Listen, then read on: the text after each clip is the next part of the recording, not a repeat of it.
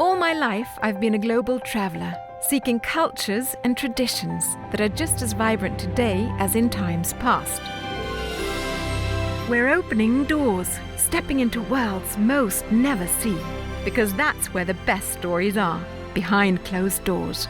We're sharing stories of local life and the working world, plus spending time with some of the most interesting people you'd ever want to meet. It's truly privileged access that always leaves me excited to explore more.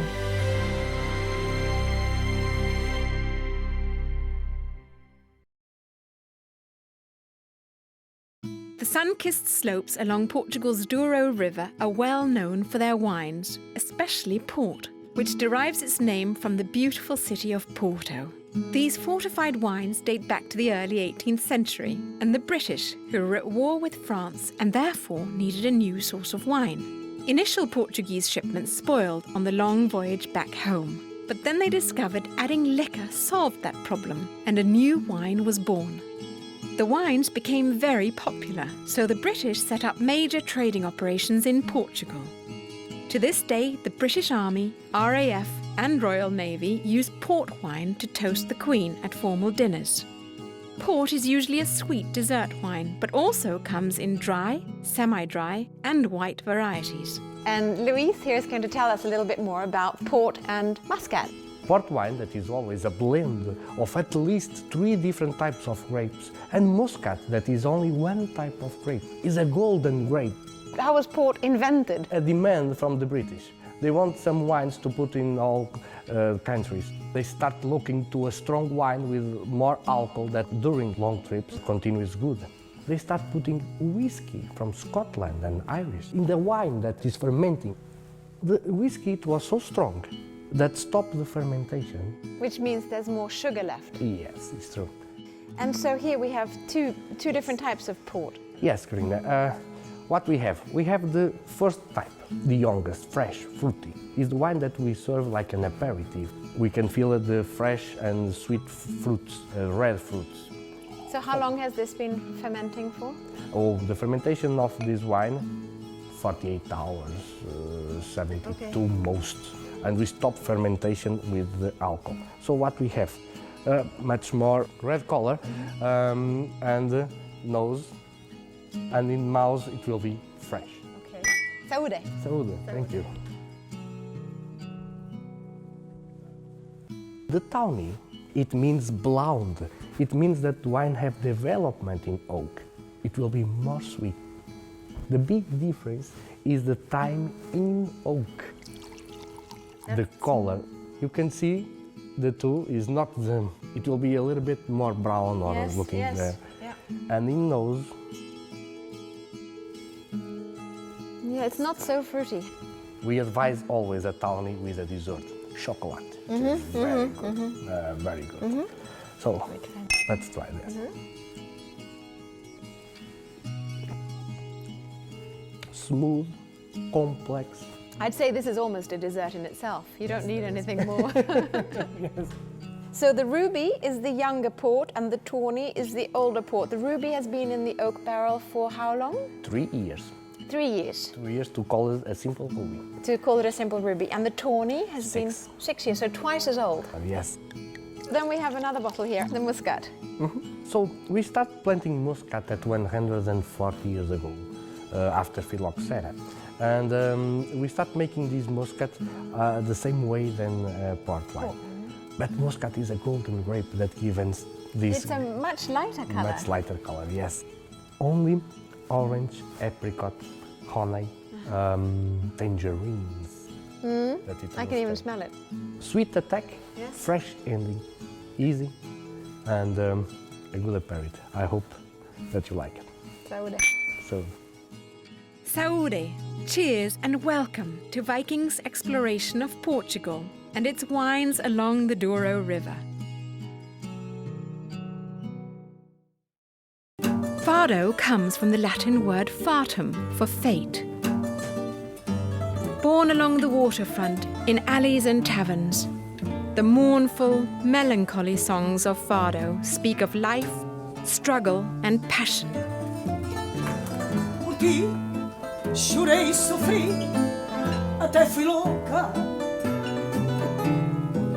The genre originated in Portugal in the early 1800s and quickly took its place as the music of the country. Most Portuguese need but one word to describe fado, saudade, which loosely translates to longing. Fado é uma paixão, né? O fado nasce já com carreira. I always say you are born with fado. Fado is jealousy. Fado is pain. Fado is love and betrayal. Fado is everything that we feel. Even as a child, when I listened to Amália Rodrigues, our queen of fado, I knew I was destined to follow the same path.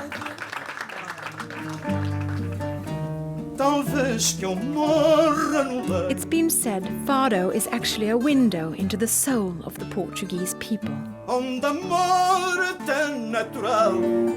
And after one evening, it's easy to understand why. Fado as an art form is held in such high regard, it's part of the UNESCO Intangible Cultural Heritage List.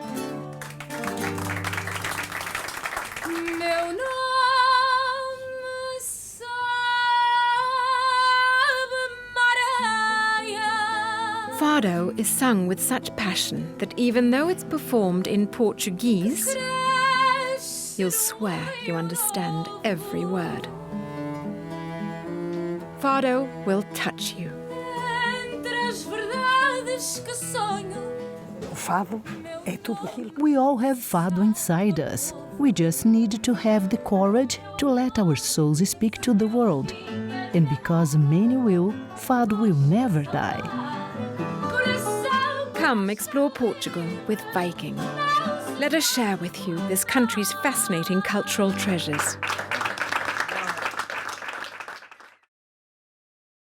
In Portugal, there are lots of quaint towns where family traditions remain strong.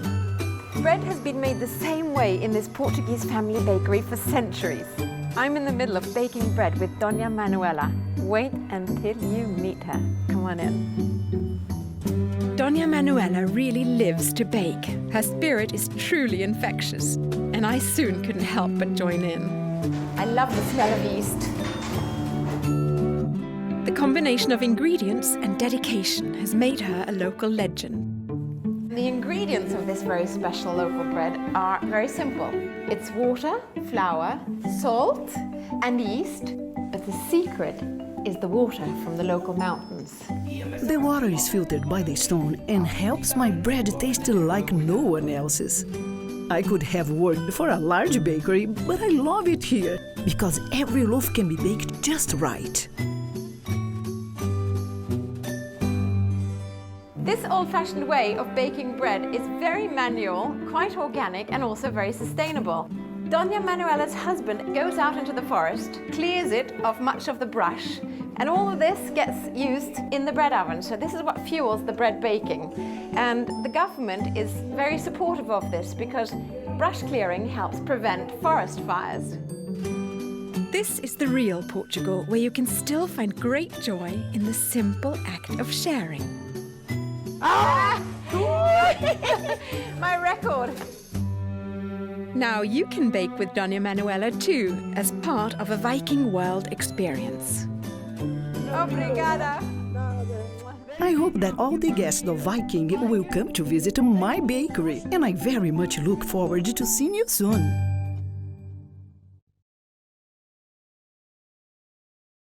Rui Paula is one of Portugal's top chefs, and today he's going to share his interpretation of bacalhau.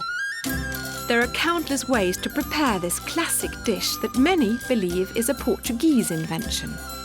Curiously, the key ingredient, salted cod, comes not from Portugal, but from Norway. How it became part of bacalhau remains a bit of a mystery. I have my own theory as to why Portuguese eat bacalhau. Because the Vikings came to Portugal, and they probably came with the bacalhau. I don't know this. Grand theories aside, Chef Rui was excited to teach me several of his nouvelle cuisine techniques for bacalhau, starting with his favorite. The name in English is black cod. This is very traditional. No salt, it's a fresh fish. In the middle, you have the salt cod, a Portuguese salt cod. It's not Portuguese, It's Norwegian. Your country. Yes. And here you have the medium salt. I take the skin and I put my salt, my salmoura, medium salt. To accompany the cod, we included a potato, fresh tomatoes, sun-dried tomato pesto, breadcrumbs soaked in olive oil, fresh Portuguese cabbage, and red pepper paste. We began our bacalhau adventure with the simplest cod preparation, lightly cooking it in extra virgin olive oil. No salt, nothing. 80 degrees, 3 minutes. So while that's cooking, we're going to make the second type of bacalhau, The salt cod, the salted, I put here, with the breadcrumbs. and the olive oil. Okay. And I put in the oven, okay? It's 5 minutes. And the last bacalhau is the medium salt, yes? Medium salt, which you had salted yourself. And now, tomato pesto, dry tomato, Okay. And let me guess, olive oil. olive oil. Yes, very important. Now it's in the oven, 3 minutes. While the cod was cooking, we wasted no time preparing the other ingredients, which were of course enhanced with olive oil. More. Okay. You use it Thank for you. everything. Everything. The olive oil is a good fat. If you put olive oil, it's better. Yes? And ready. Now I make this potato a little more beautiful. I put a little potato. Beautiful. And after, put this. So this paper is to absorb the olive oil. Yes. Just as I thought we were ready to assemble our dish, Chef Rui presented something I'd never seen. Bacalhau balls. It's a little bowl, salt cod, cream and olives. It's pureed. No, in sauce, in a cream sauce. And outside it's alginato. You put here, the bowl, Okay. and after you put here. And you And make twist this it, yeah. You leave it like this for some time. 2 hours. Okay. All these elements piqued my interest, and I couldn't wait to see the final presentation.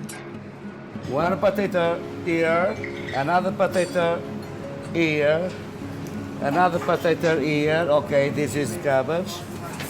Another cabbage here. And I put one cod here. Another cod. Another time cod. Another time olive oil with a little garlic. Portugal is a wonderful mix of traditions and creative cuisine. We look forward to sharing with you this country's many treasures.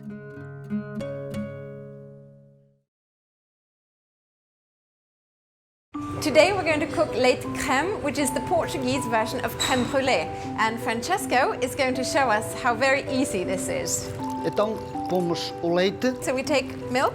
This, by the way, is going to make about a liter, un litro. 1 litro. 1 liter of leite crème or of crème brûlée.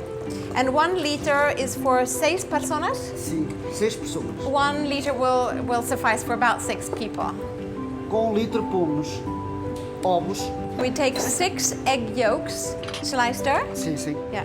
These are nice fresh Portuguese eggs. And it's typical in Portugal, leite Sim, sim. crème. Leite creme. Yeah, leite crème. Muito bom. So it's a very, very typical dessert here in Portugal. E agora pomos 2 paus de canela. Then he takes 2 cinnamon sticks. Uma casca de limão. Then he takes the skin of the lemon. He peels the lemon. E 4 colheres de açúcar. And 4 tablespoons of sugar. Okay. 4, 5. Yeah, 4 or 5, he says. Yeah. 2 colheres de farinha. About 2 spoons of flour, but it's maizena. It's corn flour. Okay, so he's stirring the ingredients all together. It's the limon, canel. Canela. Yeah. Okay, finito. When we've stirred it all together, we put it on the heat. Mais ou menos. About 10 minutes, something like that. When it starts thickening, it's about ready. And it's sort of a custard he's making, I suppose. If we're in a hurry, you can turn up the heat, but then you need to stir faster as well. Wow, this is fantastic. It's so easy. And there we are. It's almost done. It's a beautiful, even sort of velvety custard. Desligou. Yeah, done. Then we transfer it into a serving dish. This can be a deep or a shallow serving dish. So he's taking out the rind. He's not leaving the rind in. He's also taking out the cinnamon sticks. Then you put the sugar on top. About 2-3 tablespoons of sugar for an entire liter of crème brûlée. Este é o queimador que já está a quente. Pomos ao máximo. Okay, so this is what he's going to use to burn the sugar on top of the brûlée. Agora para queimar, tem que estar bem quente. It has to be red hot. I think that's what you said. Ooh. Aha. So this is a bit different from what I've seen people do before. I've seen them with blowtorches, and it smells like caramel. Aroma con caramel. To finish it off, he puts the cinnamon on top. Tá bom. Fintura. Bonito. Bonito. Yeah, muy bonito. Leite crème is but one of Portugal's many tasty treats. We look forward to sharing with you more of this country's culinary delights. A delicious sweet wine forever linked with Portugal is port. The formula was discovered by 2 Englishmen in the 17th century at a monastery in Lamiego. The abbot there used brandy in his winemaking to stop fermentation, creating the taste the world soon came to love. In the passing centuries, the Duoro River Valley blossomed into a major wine region. The tasty grapes thriving in this unique microclimate. Though the views are breathtaking, less than 20% of the land is arable, yet there are 155 grape varieties in this extreme environment. Temperatures here can reach 40 degrees Celsius, with no rain for weeks on end. But the soft rock just below the surface is easily split, allowing the roots to reach down sometimes 60 feet in their quest for water. Fighting these elements for centuries, the vineyards have grown so strong they rarely need pesticides. Back in 1756, the Douro Valley was established as a protected wine-producing region, the world's first. And today it's a UNESCO World Heritage Site. At small estates called quintas, you can still experience a tiny bit of what the harvest must have been like. And you can sample Portuguese wines, which have developed a reputation for superb taste and value. Some of the most notable are the ports. Ruby, the youngest port. Tawny, which spends 6 or more years in oak. And Muscatel, a sweet wine from the muscat grape. Another favourite is Vinho Verde from the Minho region, a young wine with a slight effervescence. And of course there's Mateus Rosé, known worldwide for its iconic bottle. The palace on the front is still here and is a vivid reminder of just how much wealth the grapes of this region created. Another symbol of the historic wine boom is the typical Rebello boat with its clinker-built design. They're a hybrid between the gondolas of Venice and the longships of Northern Europe, which is a very strong indicator that the Vikings were here long ago. The versatile Rebello boat played an essential role for centuries, since navigating the once free-flowing river required immense skill. Porto, once the final destination for all the Douro Valley wines, still holds remnants of its bustling past. Restored Rebello boats bob quietly in the harbour. The immense portside caves are still busy aging young port wines. And the docks are now perfect for exploration. Join Viking and let us share with you the best of Portugal's wine country. Join us again here on Viking.TV as we open more doors around the world on our quest to explore the planet's most fascinating cultures and delightful traditions.